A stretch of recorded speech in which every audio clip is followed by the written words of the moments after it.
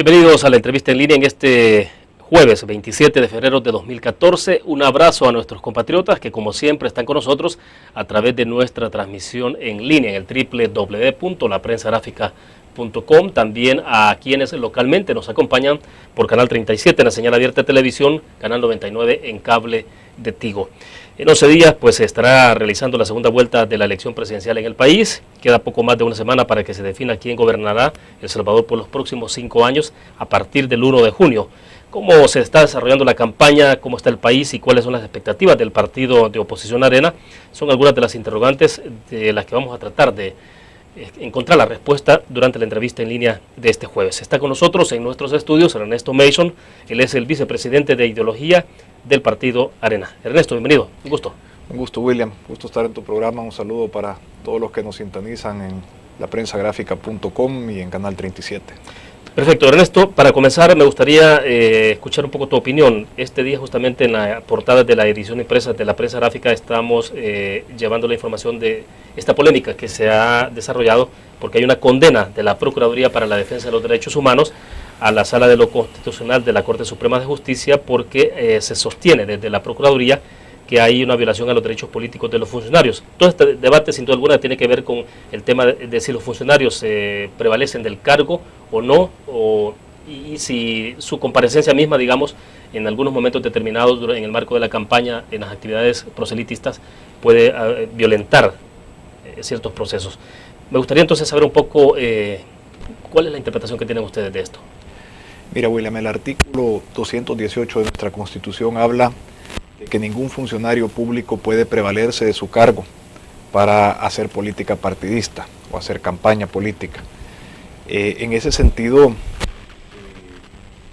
la Sala de lo Constitucional ha prohibido la total participación mediante una resolución de carácter temporal de cualquier funcionario público en actividades políticas. Yo en lo particular no comparto la extensión de la resolución de la Sala de lo Constitucional, dado que si un funcionario público no se está prevaleciendo de su cargo, por ejemplo, utilizando recursos públicos para hacer política partidista, no está incumpliendo la Constitución. Esto a mi criterio. Es el mismo criterio, imagino, que aplica la Procuraduría General de la República, o la Procuraduría para la Defensa de los Derechos Humanos en este caso, que dice que la Sala de lo Constitucional se extiende y está violando los derechos políticos de los funcionarios públicos. Yo creo que habría que crear una clara definición y esperaría que en la resolución definitiva sobre esa inconstitucionalidad interpuesta ante un decreto ejecutivo emanado desde la Presidencia de la República a la Sala de lo Constitucional, delimite claramente qué es prevalecerse de su cargo para el futuro de la política electoral salvadoreña. Dado que aquí hemos visto muchísimos abusos, muchísimas violaciones a nuestra ley de partidos políticos, a nuestro código electoral, por varios funcionarios que sí se han prevalecido de su cargo, por ejemplo el presidente de la República, que ha utilizado recursos públicos como dinero en publicidad para hacer campaña, como el uso de su programa radial para atacar a sus adversarios políticos y para pedir el voto por su partido político, en fin, eso sí ha sido prevalecerse de su cargo. Sin embargo, cuando un diputado, un alcalde, fuera de horas laborales, sin utilizar su vehículo público, por ejemplo, participa en una actividad político-partidista, yo no veo ningún incumplimiento a la Constitución. Sin embargo, la Sala de lo Constitucional sí lo ve, y aunque no nos gusten las sentencias o las resoluciones de la Sala de lo Constitucional, creo que hay que cumplirlas, y eso es lo que están haciendo nuestros funcionarios. A ver, Ernesto, voy a leer la nota que llevamos en la edición impresa de la prensa gráfica de este jueves, que la escribió Jessica Ábalos, nuestra compañera periodista. Dice: la Procuraduría para la Defensa de los Derechos Humanos desaprobó ayer y calificó como desmedida entre comillas, la decisión adoptada hace un mes por la Sala de lo Constitucional de la Corte Suprema de prohibir que los funcionarios y empleados públicos hagan proselitismo a favor de un candidato presidencial. Dice, la Procuraduría emitió ayer entonces una resolución en la que responsabiliza a los magistrados de la Constitucional de la Sala de haber violado los derechos políticos y el derecho de libertad de expresión de los empleados y funcionarios públicos. Y solo leo un párrafo más de lo que ha planteado, por ejemplo, David Morales, el Procurador de Derechos Humanos. Dice, abro comillas, la Sala de lo Constitucional violentó garantías del debido proceso y desatendió los estándares internacionales en materia de derechos humanos. Eso es lo que plantea. Bueno, Ellos plantean que hay una extralimitación por parte de la Sala de lo Constitucional y que va más allá de lo que prohíbe nuestra Constitución en su prohibición total de hacer política partidista y proselitismo a los funcionarios públicos. Yo comparto en cierto sentido lo que dice en este caso la Procuraduría para la Defensa de los Derechos Humanos. Entonces, para tratar de resumir y concluir sobre este punto, a tu juicio entonces lo que puede ser una violación constitucional es que el funcionario utilice su vehículo, en horas laborales salga a hacer el proselitismo o utilice todos los recursos a su disposición como funcionario. Utilice fondos públicos, por ejemplo, haga publicidad con dinero público, por ejemplo, utilice un recurso público como puede ser un programa radial del presidente, utilice su cargo en horas laborales para hacer proselitismo político, en fin, eso para mí es prevalerse de su cargo. Bueno, pero dicho eso, las resoluciones de la Sala de lo Constitucional nos pueden gustar o no gustar. Yo en lo particular no comparto la extensión de esta resolución particular, pero creo que debemos de cumplirla. O sea, no hay más que hacer, es decir, aunque la Procuraduría de Derechos Humanos pueda decir lo contrario, está la Sala de lo Constitucional sobre... Constitucional, la máxima autoridad es la Sala de lo Constitucional de la Corte Suprema de Justicia. Por eso nuestros funcionarios, aunque no nos gusten, nuestros diputados y alcaldes están cumpliendo la resolución de la Sala de lo Constitucional. En este momento no estamos viendo diputados, alcaldes en actividades del Partido Arena, aún después de horas laborales, aún después de, digamos, de que no están haciendo uso de los recursos. Sí, en actividades de proselitismo, pidiendo el voto por nuestro partido, ellos están trabajando en lo suyo y como miembros del partido, sin embargo, están cumpliendo la resolución de la Sala de lo Constitucional, aunque no la compartimos, como te decía anteriormente. Creemos que hay una extralimitación y creemos que coincidimos con la Procuraduría para la Defensa de los Derechos Humanos en este sentido, que la Sala se ha extralimitado y está entorpeciendo los derechos políticos que tienen de los funcionarios públicos sin prevalecerse de su cargo. Pero bueno, lo que queda entonces, Ernesto, es esperar nada más la resolución definitiva sobre esto. Todo esto se dio inicio por un decreto ejecutivo emanado de la Presidencia de la República que permitía a los funcionarios públicos del Ejecutivo hacer proselitismo político. Y en base a eso se puso una inconstitucionalidad a ese decreto legislativo y en base a esa admisión de la demanda de inconstitucionalidad se da una resolución que mientras dure el proceso ningún funcionario público puede, incluso sin prevalecerse de su cargo, hacer política partidista o proselitismo político. Bueno, mientras tanto hay que cumplir, o sea, sí, aun cuando la Procuraduría para la Defensa de los Derechos Humanos diga lo contrario o establezca contraposición a lo que dice la Sala, ¿no? Sí, la Procuraduría para la Defensa de los Derechos Humanos no tiene ninguna facultad para desconocer una resolución de la Sala de lo Constitucional o para pasar por encima de la misma. Simplemente está sentando una posición, la cual, como te digo, nosotros compartimos en parte. Perfecto. Bueno, hablemos entonces de qué ha pasado, Ernesto, después del 2 de febrero en el trabajo territorial, cómo se ha replanteado el Partido Arena después de ese resultado. Vamos a la segunda vuelta, en un poco más de una semana estaremos obviamente nuevamente los salvadoreños ante las urnas. ¿Qué ha hecho el Partido Arena en este tiempo, después del 2 de febrero? Mira, William, la elección pasada tuvo varias características. Una de ellas fue el gran ausentismo que hubo. Normalmente en una elección presidencial entre un 65 a un 70% del padrón electoral acuden a votar. Y esta vez apenas un 55% acudió a votar y dentro de eso hubo también mucho voto nulo. Gente que anuló a propósito su voto. Debemos reflexionar sobre lo que hicimos mal. Hubo fallas por parte de nuestro partido en la logística de la defensa y del cuidado del voto, del llevar a nuestra gente a votar. Hubo fallas del Tribunal Supremo Electoral, que hizo una campaña muy triste, muy tímida para motivar al voto, a diferencia de otras elecciones. Creo que eso ha mejorado por parte del Tribunal Supremo Electoral en esta segunda vuelta. Hubo algunas confusiones de centros de votación, cambios a última hora de 39 centros de votación el último día, en fin, hubo ciertas cosas que desmotivaron el voto. Y gente que no se encontraba por la nueva modalidad del voto residencial en varios departamentos del país, especialmente en la zona para central y occidental del país. Sin embargo, creo que lo principal que acudió con los votantes de Arena es que no logramos generar el entusiasmo y la motivación suficiente de ir a votar. Mucha gente también daba por sentado de que iba a haber una segunda vuelta, y para qué molestarse en ir a votar en una primera vuelta si todas las encuestas sin excepción apuntaban a que habría una segunda vuelta. ¿Tú crees que empezó eso? Es decir, que en algún momento determinado la argumentación pública de ustedes como dirigentes, el planteamiento de que había segunda vuelta, eso pudo haber operado en contra. Sí, definitivamente. Creo que eso hizo que mucha gente se esperara para ir a votar a una segunda vuelta. También hubo una tercera fuerza política que obtuvo más del 11% de los votos, un partido o un movimiento que se denomina de centro derecha, que le quita también bastante votos a nuestro partido. Alrededor de un 20% de los votos que hubiese podido sacar Arena se van para el movimiento Unidad. ¿Cuáles son los retos y los replanteamientos que debió hacer nuestro partido y que ha hecho Arena, y que ya se ve traducido en una campaña completamente distinta? En primer lugar, basar una campaña a base de propuestas, a base de soluciones a los problemas del país. Queremos destacar la trayectoria y la capacidad de nuestros candidatos. Sentimos que en Norman y René tenemos por lejos los mejores candidatos, que hay una diferencia cualitativa abismal entre la fórmula de Alianza Republicana Nacionalista y la fórmula del FMLN en cuanto a trayectoria, en cuanto a capacidades de los candidatos a presidente y vicepresidente de la República.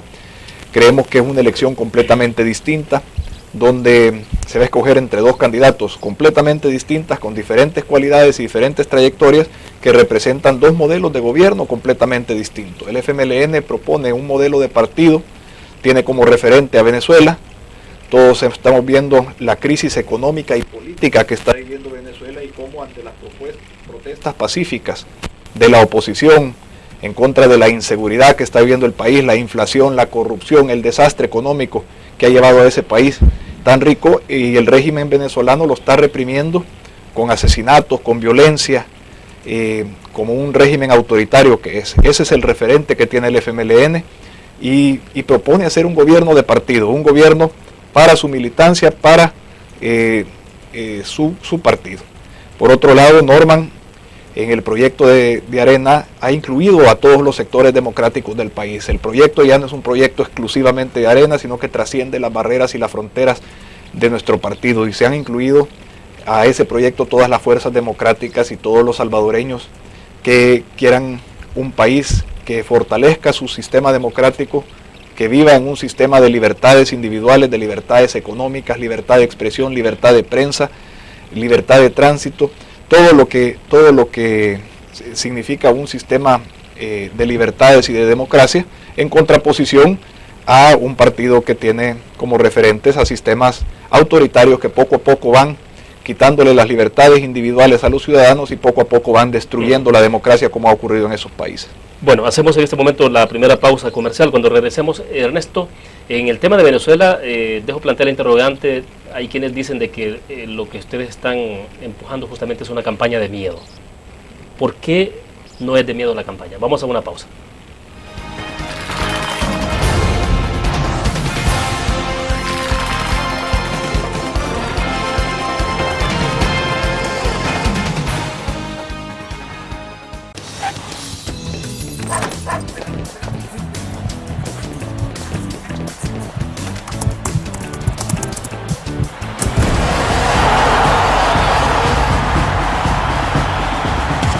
La pasión del deporte la vives también en elgráfico.com, el sitio deportivo más completo de El Salvador, con la información actualizada y resultados minuto a minuto de los partidos en juego.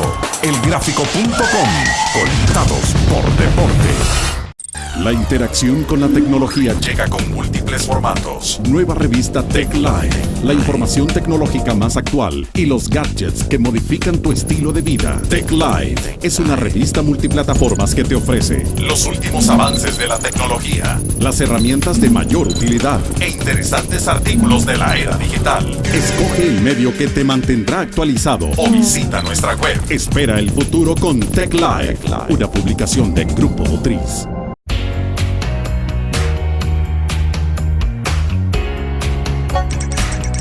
Cada momento, donde quiera que estés, te damos el mejor contenido en diferentes plataformas para que tú escojas el medio para informarte. Y ahora con Grupo Dutriza Live, la nueva aplicación digital. Vive la información como una nueva experiencia en tu periódico. Multiplicamos la forma de informarte. Grupo Dutriz. Infórmate. Exprésate. Y disfruta tu música. Punto 105. La radio del joven adulto.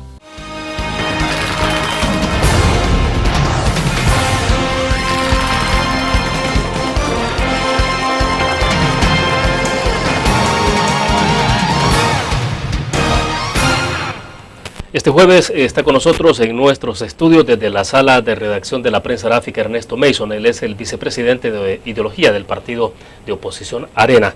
Ernesto dejaba plantear la interrogante anterior en el segmento pasado, y es en el caso venezolano, por ejemplo,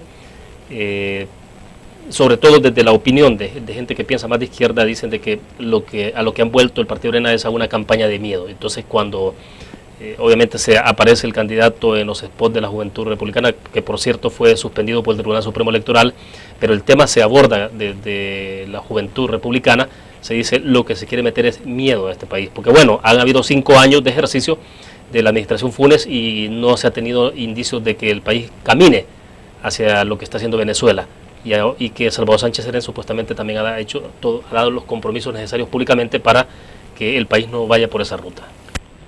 Mira, William, ¿quién mete al gobierno de Venezuela a la campaña política electoral salvadoreña? Es el FMLN. En primer lugar, ha sido el financista. En violación a la ley de partidos políticos, el gobierno de Venezuela, ese régimen de Venezuela, ha sido el patrocinador de la campaña del FMLN y actúa como el patrón y el referente del FMLN. Sánchez Serén, el candidato del FMLN, da un discurso en Venezuela para la toma de posesión de Nicolás Maduro, del dictador venezolano, donde dice que Venezuela es el faro que ilumina a América Latina y al Caribe. Claramente lo denomina como el referente. Por supuesto que no va a decir en una campaña electoral que va a ser lo mismo que han hecho en Venezuela. Tampoco Hugo Chávez lo decía. Tampoco Hugo Chávez decía, miren, voy a destruir la democracia, voy a tomar el control de los 3 poderes del Estado, del Tribunal Supremo Electoral, de la Fiscalía General de la República, voy a reelegirme varias veces. Ni Ortega, que hace un par de semanas acaba de modificar la Constitución para reelegirse cuantas veces quiera, llegó en su campaña electoral a decir, miren, voy a modificar la Constitución y voy a reelegir. Sin embargo, varios dirigentes del FMLN, como Sigfrido Reyes, como José Luis Merino, han expresado y han hablado de referéndums y de constituyentes y de reformar los artículos pétreos de nuestra Constitución. En fin, Sánchez Serén no va a decir en su campaña que va a hacer lo mismo. Creemos nosotros importante traer a colación lo que está ocurriendo en este momento en Venezuela. En primer lugar, un país tan rico como Venezuela, sentado en tanto petróleo, con precios del petróleo que se han mantenido durante los últimos 7 años por encima de los $100 en promedio, que ha tenido tantas oportunidades para resolver su situación económica, está sumergido en una profunda crisis económica, en una crisis política, en una crisis de inflación, de inseguridad, de corrupción, y cuando sale a protestar ante eso, los estudiantes, los jóvenes, la oposición política en Venezuela, esas protestas son respondidas por parte del régimen mediante la violencia, mediante varios asesinatos, golpizas de esos grupos armados auspiciados por el gobierno, que salen a reprimir, que salen a golpear, que salen a matar a miembros de la oposición, que simplemente se manifiestan de manera pacífica ante lo que está ocurriendo en ese país. Ahora bien, volviendo entonces desde el punto de vista de Arena, ¿hay una intromisión del gobierno de Venezuela en El Salvador? Hay una intromisión burda, ¿eso está ahí? Burda y descarada, que cada vez que pones la televisión y ves los anuncios ilegales de Alba, Anuncios que se están dando con toda la permisividad, pasividad y complacencia del Tribunal Supremo Electoral, que ha permitido todos estos abusos y violaciones a nuestro Código Electoral y Ley de Partidos Políticos. Incluso el día de las elecciones había un bombardeo de anuncios, tanto de ALBA como de la Presidencia de la República. ¿Y qué es ALBA? ¿Quién es el dueño de ALBA? ALBA es propiedad de PDVSA, que es del gobierno de Venezuela, y de NPASA, que es propiedad de diferentes municipalidades gobernadas por el FMLN. Entonces ALBA está haciendo una doble ilegalidad, con fondos de un gobierno extranjero y con fondos públicos, haciendo campaña política para el FMLN y haciéndola en periodo donde no se permitía hacer campaña política, como el día de las elecciones y 2 días antes. ALBA es un intento por lavarle la cara a ese régimen venezolano y a la intromisión de ese régimen venezolano en política partidaria salvadoreña. Por eso es que dicen en sus anuncios que son gente de bien, pero esa gente que está asesinando a los opositores por manifestarse pacíficamente, esa gente que está golpeando a la gente que sale a protestar en marchas pacíficas, esa gente no es gente de bien. Esa gente es gente que quiere instaurar en nuestro país un satélite de Venezuela y un régimen autoritario y totalitario que termine con las libertades individuales de los salvadoreños y que termine con nuestra democracia. Y eso es lo que el pueblo salvadoreño tiene que alcanzar a ver. Muchas cosas no se dieron en los primeros años de Chávez, tampoco en los primeros años de Castro, pero poco a poco ellos van tomando el control total de todas las instituciones. Aquí ya estamos viendo indicios de eso. Ahora, entonces es imposible no señalar entonces ALBA Petróleos o ALBA en general. Es decir, sacar a ALBA de lo que está ocurriendo en el país es imposible. Es decir, verlo en otros términos. Es imposible sacar la intromisión de Venezuela de esta campaña política, porque ellos se han intrometido financiando el proyecto político del FMLN, tratando de comprar voluntades a través del ALBA, e intromitiéndose y violando todas nuestras leyes electorales, el Código Electoral y nuestra ley de partidos políticos. Y aquí ya estamos viendo indicios de la toma de instituciones. Ya vemos cómo se han tomado la Corte de Cuentas y la utilizan como una herramienta política. Ya vemos cómo se han tomado el Tribunal Supremo Electoral, lo han comprado. Ya vemos cómo han comprado la Asamblea Legislativa y el derecho a evitar una mayoría absoluta que tenía nuestro partido. Lo compraron en esta y en la legislatura pasada mediante la compra de diputados. Así han hecho con el Tribunal Supremo Electoral y eso les ha permitido elegir esta Corte de Cuentas. Entonces, aquí ya estamos... Pero en la división del Partido Arena ¿influyó el FMLN? Influyó ese bloque del FMLN, y como vemos que el partido gana, es un apéndice del FMLN en toda su actuación legislativa, y ahí está el señor Guillermo Gallegos apoyando al FMLN en todo. Eso creo que es algo que tienen claro los salvadoreños, de cómo aquí ya estamos viendo indicios de lo que va a ser, si llegase a ganar el FMLN, un régimen que va a tener el control total de todos los poderes del Estado y de instituciones independientes como el Tribunal Supremo Electoral o como la Corte de Cuentas, y cómo así van a ir destruyendo nuestra democracia, destruyendo nuestras libertades individuales. Y creo que el pueblo salvadoreño debe conocer cómo lo han hecho en esos países, cómo lo está haciendo Venezuela, cómo responde el régimen venezolano de manera violenta ante las protestas pacíficas de la oposición, y cómo el señor Salvador Sánchez Serén ve a ese régimen de Venezuela como su referente. De hecho, el día de ayer, organizado por ALBA y por el FMLN, hubo una muestra de apoyo en el Redondel Maferrer a el régimen corrupto y represivo de Venezuela. Entonces, el pueblo salvadoreño tiene que ver eso. Si Venezuela es el faro que ilumina a América Latina para Sánchez Serén, estamos en problemas, porque si ese señor llega a quedar como presidente de la República, nos espera algo peor, porque nosotros no tenemos petróleo aquí que nos va a financiar durante 15 años como lo ha financiado a Venezuela. Nosotros aquí ya este gobierno del FMLN ha endeudado al país en cerca de 5.000 millones de dólares, nos ha llevado a una situación precaria en materia económica, nos ha llevado a un retroceso en todos los índices económicos y sociales, aunque en sus spots publicitarios digan completamente lo contrario, pero tratando de engañar al pueblo salvadoreño. Aquí nuestro país está al borde de la quiebra, y si nos espera un régimen parecido al que están viviendo esos otros países, el país no tiene salida definitivamente. Ahora, ¿no han priorizado ustedes, o en términos de la propuesta que están haciendo durante este periodo, dan a conocer la propuesta, pero sobre todo esta parte que tiene que ver con la situación de Venezuela. ¿No pesa más dentro de la campaña el tema de Venezuela? No, con respecto a las propuestas. Y si tú ves, no hay ningún spot de Norman y de René sobre Venezuela. Los spots que han venido ha sido a iniciativa de la Juventud Republicana Nacionalista en solidaridad con los jóvenes de Venezuela por lo que están viviendo. El Partido Arena se solidariza con los venezolanos, con el pueblo venezolano, por la opresión, por la represión y la violencia que están viviendo por parte de ese régimen corrupto y dictatorial.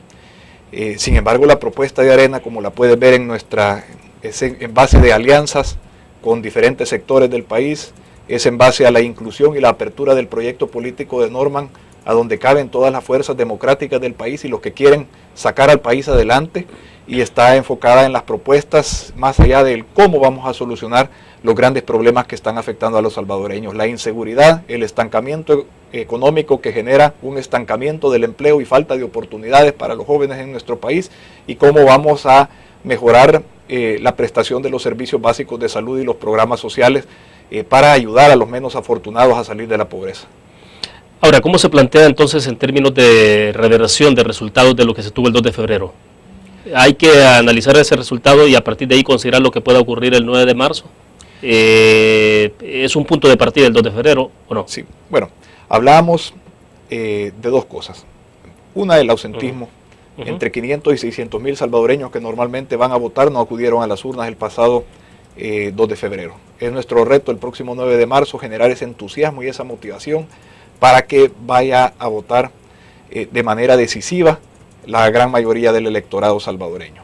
Y es nuestro trabajo como Arena generar esa esperanza, generar esa motivación y ese convencimiento de que Arena puede sacar adelante el país, de que Arena le puede dar esa esperanza a El Salvador de salir adelante de esta crisis, de revertir ese rumbo de retroceso y de deterioro en la calidad de vida de los salvadoreños, corregir el rumbo del país y sacarlo adelante con gente capaz, con gente comprometida, con servir, con gente que tiene las cualidades, las competencias y las capacidades para desempeñarse bien en los diferentes cargos a cargo de las diferentes carteras del Estado, lideradas por una persona que es Norman Quijano, que ha demostrado que a base de trabajo, de esfuerzo, se puede lograr el éxito como logró transformar la ciudad capital de San Salvador, recibiendo una alcaldía que estaba quebrada, que estaba partidizada al servicio de un partido político, una ciudad sucia, desordenada, insegura, y la ha logrado transformar en apenas 4 años de gestión. Él ya demostró, cosa que no ha hecho Salvador Sánchez Serén, que ha sido parte de este gobierno que ha retrocedido al país en todo,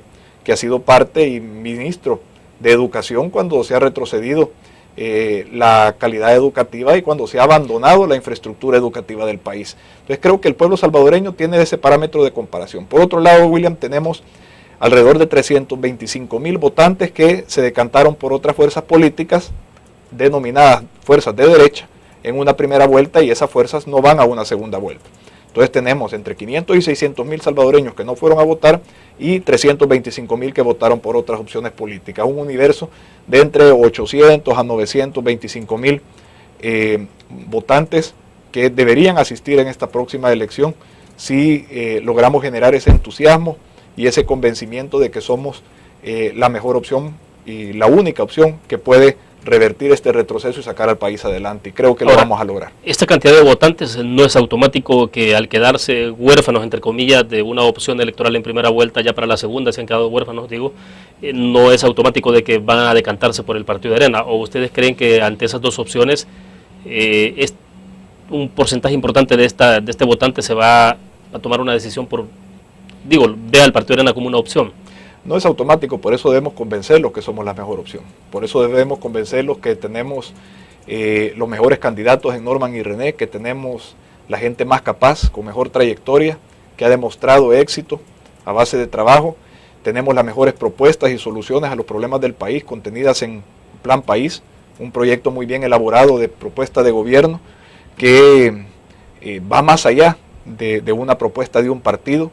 Hemos demostrado que el Partido Arena y el proyecto de Norman es un proyecto abierto donde se ha incluido gente que viene de fuera de nuestro partido, incluso gente que viene de la izquierda que han venido a sumarse a ese esfuerzo, gente como los del grupo asesor en materia de seguridad, en materia económica que ha anunciado el doctor Norman Quijano, y hay gente como Facundo Guardado, como Salvador Samayoa, como Joaquín Samayoa, gente como Sandra de Barraza, que son de capacidades comprobadas y que no son ni nunca han pertenecido a nuestro partido ni a nuestra ideología de derecha, pero que tienen las puertas abiertas en el proyecto de Norman, como los tiene abiertas cualquier salvadoreño comprometido con sacar adelante el país bajo un sistema de democracia y de libertades. Perfecto, debo hacer otra pausa comercial. Cuando regresemos, Ernesto, dos temas centrales: las denuncias que se han planteado, conocer un poco la interpretación de ustedes sobre las denuncias que se han planteado desde el Ministerio de Economía contra Ana Vilma de Escobar por supuesta malversación de más de 20 millones de dólares en el marco de este fideicomiso especial para la creación de empleos, y si están ustedes satisfechos con las explicaciones que ha dado el presidente de la República en torno a su accidente que sufrió, la rotura de cadera y el accidente del Ferrari. Vamos a la pausa, regresamos.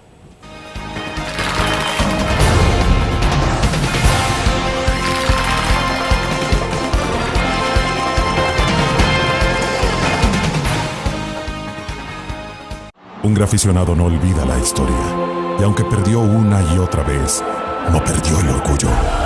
El graficionado se levantó entonando su grito de batalla, respirando gritos de gol y celebrando las épicas victorias. Un graficionado cree en la magia de la camiseta y mantiene viva la ola de fe, porque el graficionado sueña con volver a un mundial. El gráfico lo hacemos por deporte. En la UFG, el futuro cambia y evoluciona con cada paso que das. Aquí estudias, aprendes y aprendes más, porque tu pasión es nuestra pasión.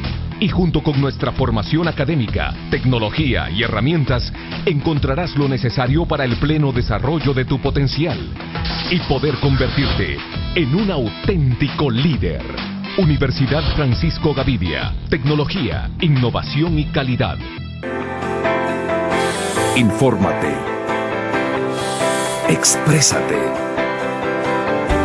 Y disfruta tu música. Punto 105. La radio del joven adulto. Una nueva forma de vivir la información. GDA Live de Grupo Dutriz. Ingresa a App Store o Google Play y descarga gratis la aplicación GDA Live. Ahora busca en nuestros periódicos y revistas los iconos de GDA Live. Enmarca la imagen dentro de tu pantalla para animarla. Toca 2 veces la imagen para vivir la información en pantalla completa. Y recuerda que en el código ALIVE de la portada estaremos actualizando nuestras noticias. Con GDA Live, vive la información. Grupo Dutriz, multiplicamos la forma de informarte.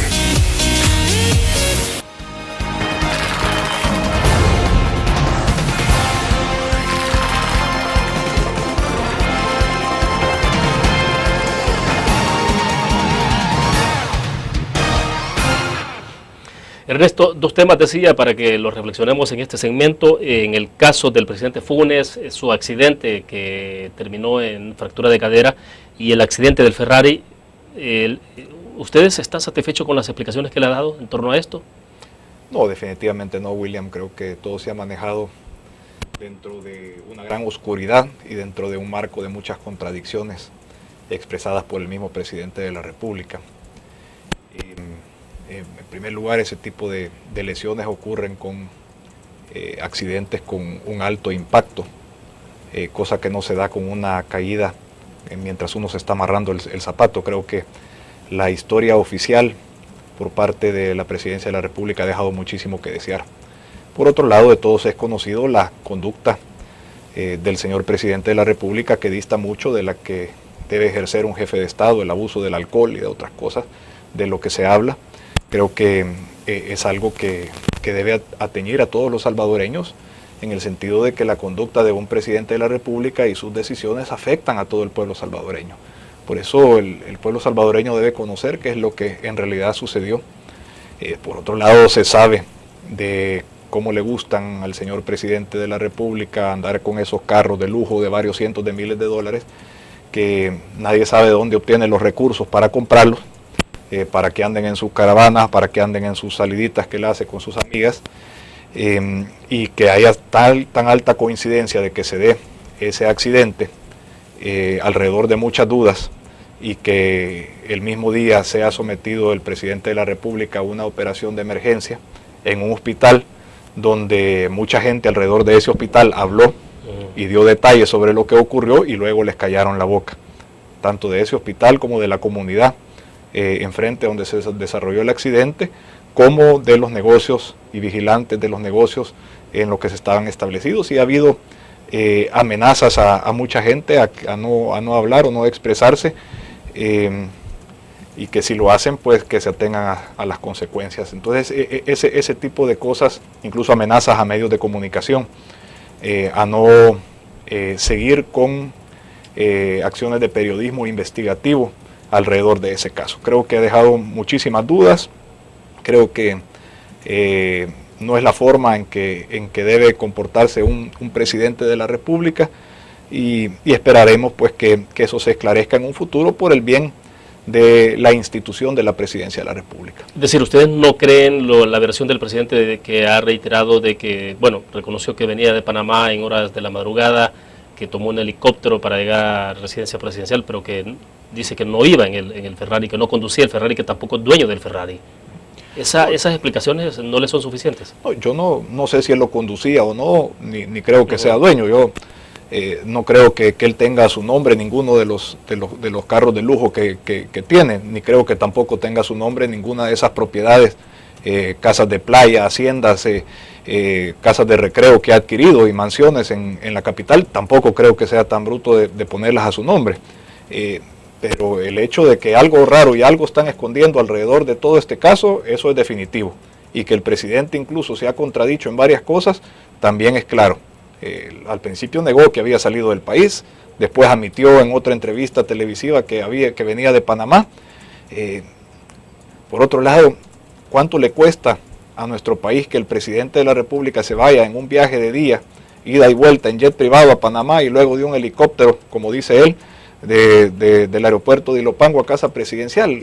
Creo que el país no está en condiciones para estar pagando esos lujos ostentosos por parte de un presidente de la República. Debería de dar el ejemplo con austeridad, debería de, en lugar de gastarse en carros de lujo y en lugar de gastarse en esos viajes en jet privado, y en lugar de gastarse en esa campaña multimillonaria de publicidad para resaltar logros inexistentes de su gobierno, debería orientar esa gran cantidad de recursos hacia las prioridades del país, como es abastecer de medicina a los hospitales, como es dotar a la Policía Nacional Civil de recursos suficientes para que puedan combatir efectivamente el crimen. Debería de orientarlos a una mejor prestación de la calidad educativa, de servicios de salud, en fin. Ernesto, Ana Vilma de Escobar llevó el caso, dio un aviso ante la Fiscalía General, pero el Fiscal General de la República dijo de que tampoco él estaba para estar investigando accidentes de tránsito, o situaciones de conductores temerarios. Es decir, ¿habrá o no investigación fiscal? Mira, yo creo que es el deber del Fiscal General de la República, cuando hay tantas suposiciones de que el presidente de la República se conducía en ese carro, investigar un caso de un conductor temerario por el hecho de que pueda ser el caso que ese conductor temerario sea el presidente de la República, porque como decía anteriormente, la conducta de un presidente de la República le atañe a todos los salvadoreños, y el esclarecer casos como este creo que es del interés nacional, por tratarse de la máxima magistratura del país y de la institución de la Presidencia de la República. Ahora bien, poco después, o que sería prácticamente un par de días después de que Ana Vilma hizo la denuncia de que fue a presentar el aviso ante la Fiscalía, apareció también entonces ya un señalamiento en contra de Ana Vilma de Escobar, una denuncia del Ministerio de Economía que la habría puesto entre la Fiscalía General de la República, porque durante el gobierno del Partido Arena hubo una supuesta malversación de 20 millones de dólares en la administración de un fideicomiso especial para la creación de empleos en sectores productivos estratégicos. ¿Qué es esto? Esto es algo que se ha vuelto muy común en este gobierno del FMLN, y es el hostigamiento, la persecución política, el uso de la calumnia y la difamación para atacar a los que ellos consideren son sus adversarios políticos. Y es una represalia clara ante la denuncia de Ana Vilma de Escobar y la solicitud hacia la Fiscalía General de la República de que investigue este caso, por toda la oscuridad que ha habido alrededor del mismo, que el presidente de la República ordene represalias y en este caso tratar de levantar una cortina de humo en contra de Ana Vilma de Escobar. ¿Crees tú que no hay delito? El partido Arena, como digo, el COENA, por ejemplo, ha analizado el caso en particular. Mira, lo que sí nos consta es el gran trabajo que realizó Ana Vilma de Escobar a cargo de Proesa y como vicepresidenta de la República, y cómo trajo mucha inversión a nuestro país y producto de esa inversión se generaron muchas fuentes de empleo. Creo que ella está en toda la disposición de esclarecer cualquier acusación que hagan en su contra, no necesita que el partido la defienda. Ella, así como fue a enfrentar a Rosalío Toches ante otro intento anterior de hostigamiento político por parte de la Corte de Cuentas, que es utilizada también como una herramienta de hostigamiento y de extorsión política en algunos casos en contra de los adversarios del FMLN, así ella estará en toda la disposición de esclarecer cualquier duda que haya alrededor de este caso ante las instancias correspondientes. Pero en principio ustedes consideran de que lo que hay acá es una especie de represalia. Definitivamente, no me cabe lugar a duda. ¿Qué será ante eso entonces? ¿Solo proceder a que Ana Vilma se defienda, que proceda a la denuncia? Lo preocupante, William, es que estamos viendo vicios de lo que es un régimen autoritario, un régimen represivo, un régimen que recurre a la persecución política como una práctica del día a día. Varios opositores de este régimen, por el simple hecho de criticar y de preguntarnos públicamente ciertas dudas alrededor de lo que está pasando, hemos sido víctimas de ese hostigamiento. Ya, a mí en lo particular ya he sido víctima varias veces de un hostigamiento permanente, incluso en alguna ocasión con uso de las fuerzas de seguridad, cuando me mandan cerca de 20 efectivos policiales a abrirme el carro y a allanarme mi vehículo. Entonces, este tipo de gobierno así responde ante los adversarios políticos. Y parte de lo que, tal vez un adelanto de lo que estamos viendo en Venezuela, que ya se está dando aquí en El Salvador. Eso es lo que preocupa. Bueno, pero hay instrumentos e instituciones para denuncia, además de los medios de comunicación, o sea, ustedes han recurrido a todas las instancias. El problema es que muchas de esas instancias son controladas ya por este bloque. El caso de la Fiscalía General de la República ha mantenido una independencia y es una de las garantías que tiene nuestro país todavía, que no se ha prestado a esta persecución política y a este hostigamiento. Pero ya no es el caso de la Corte de Cuentas de la República, por ejemplo. Ya la Corte de Cuentas de la República responde totalmente, especialmente su presidente, a este régimen del FMLN. Por ejemplo, el Tribunal Supremo Electoral responde completamente y descaradamente al régimen del FMLN, y por eso ha permitido tanto abuso, tanta ilegalidad, tanto incumplimiento a las leyes electorales y de partidos políticos, y con total complacencia. A mí me parece una burla al pueblo salvadoreño cuando el Tribunal Supremo Electoral, después de varios días, retira spots del presidente de la República pagados con fondos públicos que a todas luces son ilegales y violatorios a nuestras leyes electorales, y que lo multa por una campaña multimillonaria, lo multa con $1,000 al señor presidente de la República, que encima de eso el presidente se jacta que va a pagar esa multa con dinero público. Eso me parece una burla a la ciudadanía, una burla a los salvadoreños y un retroceso en nuestra democracia y en nuestro sistema político electoral. Bueno, hacemos en este momento nuestra última pausa comercial, regresamos a cierre de la entrevista en línea.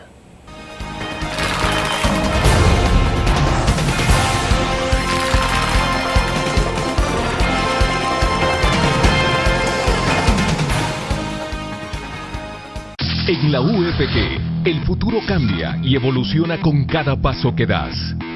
Aquí estudias, aprendes y aprendes más, porque tu pasión es nuestra pasión. Y junto con nuestra formación académica, tecnología y herramientas, encontrarás lo necesario para el pleno desarrollo de tu potencial y poder convertirte en un auténtico líder. Universidad Francisco Gavidia, tecnología, innovación y calidad. Un graficionado no olvida la historia, y aunque perdió una y otra vez, no perdió el orgullo. El graficionado se levantó entonando su grito de batalla. respirando gritos de gol y celebrando las épicas victorias. Un graficionado cree en la magia de la camiseta y mantiene viva la ola de fe, porque el graficionado sueña con volver a un mundial. El Gráfico lo hacemos por deporte. Infórmate. Exprésate. Y disfruta tu música. Punto 105. La radio del joven adulto. Cada momento, donde quiera que estés, te damos el mejor contenido en diferentes plataformas para que tú escojas el medio para informarte. Y ahora con Grupo Dutrisa Live, la nueva aplicación digital. Vive la información como una nueva experiencia. Multiplicamos la forma de informarte. Grupo Dutris.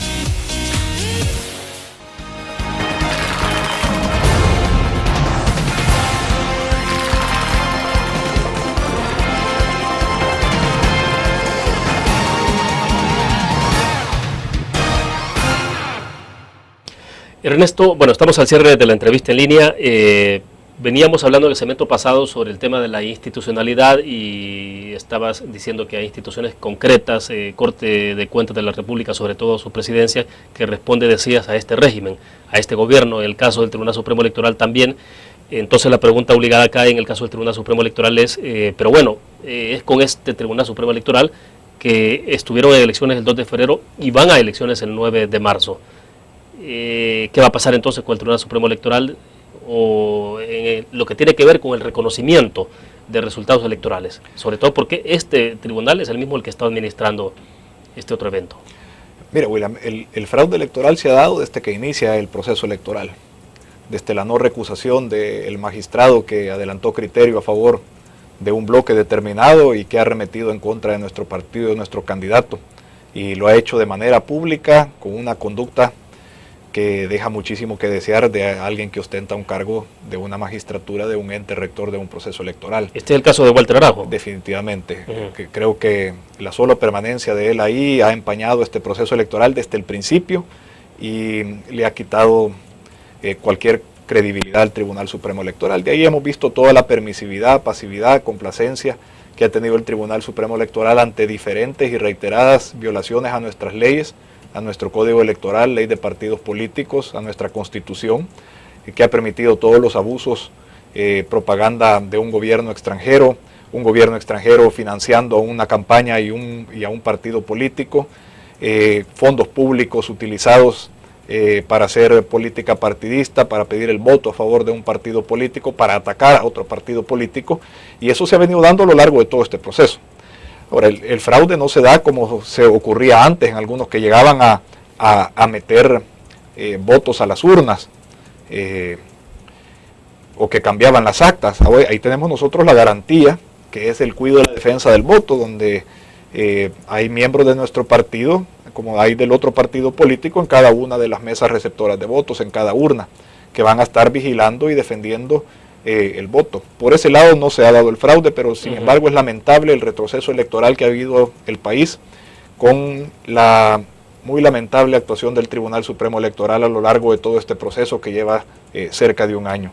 La comunidad internacional lo ha podido ver, todos los observadores internacionales que estuvieron presentes el pasado 2 de febrero vieron cómo el propio día de la elección se bombardeó de anuncios tanto del Alba Petróleos como del presidente de la República, anuncios totalmente ilegales, fuera de tiempo, fuera del marco de la legalidad electoral salvadoreña, donde hacían campaña a favor de cierto partido político y que fue completamente permitido por el Tribunal Supremo Electoral, y luego llegan al extremo de burlarse de los salvadoreños, retirándolos del aire una hora antes. En el caso el de Alba ni lo retiraron del aire, pero en el caso del presidente lo retiran del aire una hora antes de que termine el proceso electoral y lo multan con $571. Ahora, pero con estas reglas del juego y con estos integrantes del Tribunal Supremo Electoral van a ustedes a elecciones, o sea, están participando en estas elecciones. Están de alguna forma validando lo que están haciendo, es decir... No, ¿Cuál es la opción? ¿Retirarnos de las elecciones y no participar? Yo creo que debemos de luchar a través de las urnas por preservar nuestro sistema democrático. Y creo que el pueblo salvadoreño, a pesar de todas las adversidades que hemos enfrentado, a pesar de la asimetría en recursos, por cada dólar que Arena ha invertido en esta campaña, el bloque del FMLN ha invertido $8. Encima de eso tienen el control de las instituciones, encima de eso utilizan las instituciones públicas para persecución política de sus adversarios. Encima de eso han permitido estas instituciones todo tipo de abusos e ilegalidades. Pero a pesar de todo eso, tenemos la confianza que el pueblo salvadoreño va a acudir de manera masiva a las urnas y va a decidir por sí mismo qué futuro quiere para El Salvador. Si quiere seguir retrocediendo bajo un régimen que va a ir quitándole las libertades individuales y la democracia al país, que va a seguir quitándole la democracia al país, o si quiere cambiar de rumbo bajo un gobierno ciudadano, abierto, compuesto por gente comprometida, capaz y con las cualidades suficientes para sacar adelante a nuestro país de la crisis en la que se encuentre. Creo que la decisión es bastante obvia. La diferencia, como decía antes, entre Norman y Sánchez Serén es bastante clara. Norman ha demostrado, mediante una vida de trabajo, de logros, de esfuerzo, de éxito, que puede sacar proyectos adelante. Ahora, todo esto puede ocurrir, en términos del resultado, digo, puede ocurrir a pesar de que las encuestas hasta el último momento mostraron una tendencia bien marcada a favor del FMLN. Mira, William, por ejemplo, en Guatemala, hace algunos años, el expresidente Serrano Elías perdió por 26 puntos en la primera vuelta y ganó la segunda vuelta. El caso de Fujimori en Perú logró 32% apenas en la primera vuelta y sacó con 63% la segunda vuelta. Hace unos meses en Honduras, el presidente actual de Honduras, Juan Orlando Hernández, a 2 semanas de la elección iba a 10 puntos abajo y ganó por 8 puntos. Creo que todo eso se puede revertir, especialmente si logramos generar la motivación suficiente de que los salvadoreños acudan masivamente en las urnas. El gran actor de la última elección. Históricamente, no tenemos, localmente no tenemos ese antecedente. Nuestra historia democrática es muy corta. Hemos tenido 2 segundas vueltas, en 1984 y en 1994.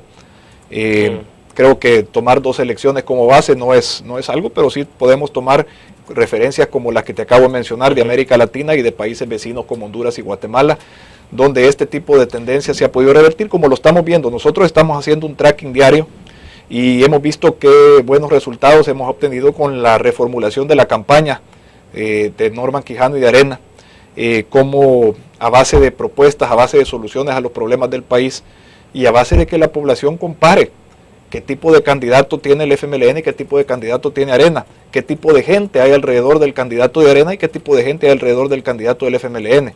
Y creo que los parámetros de comparación marcan una diferencia abismal en cuanto a capacidad, trayectoria y el éxito en esa trayectoria que han tenido ambos candidatos. No, los salvadoreños, como decía, pueden escoger entre seguir retrocediendo con el FMLN y terminar con nuestro sistema de libertades y nuestro sistema democrático, o cambiar de rumbo y generarle paz, progreso y libertad a los salvadoreños con el gobierno de Norman Quijano, que es un gobierno abierto a todos los salvadoreños que creen en la democracia, que creen en las libertades y que creen que este país puede salir adelante. Ahora, ¿en qué condiciones se va a sentar el futuro presidente de este país a gobernar a partir del 1 de junio? Bueno, en condiciones muy difíciles. El país está metido en una crisis muy grande.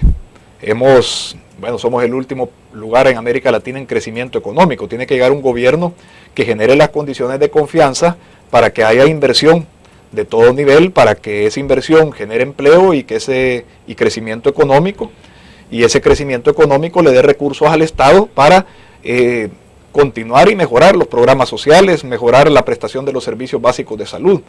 Tenemos que contar con un gobierno que resuelva de manera integral el problema de la inseguridad que estamos viendo, dándole a la Policía Nacional Civil y a la Fiscalía General de la República los recursos necesarios para un combate efectivo a la criminalidad, pero también invirtiendo de manera decidida en la prevención del delito y en la reinserción de aquellos que pertenezcan o quieran salirse de las pandillas y de aquellos que han cumplido sus penas en las cárceles.